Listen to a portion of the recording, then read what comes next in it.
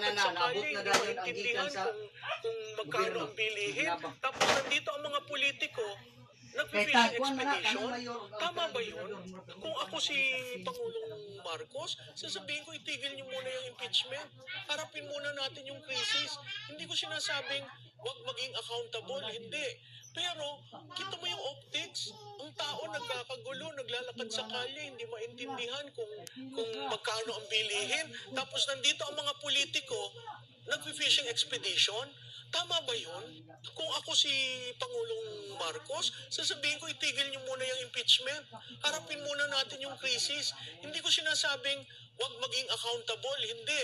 Pero kita mo yung optics, ang tao nagkakagulo, naglalakad sa kalye, hindi maintindihan kung magkano ang bilihin. Tapos nandito ang mga politiko, nag-fishing expedition. Tama ba yun? Kung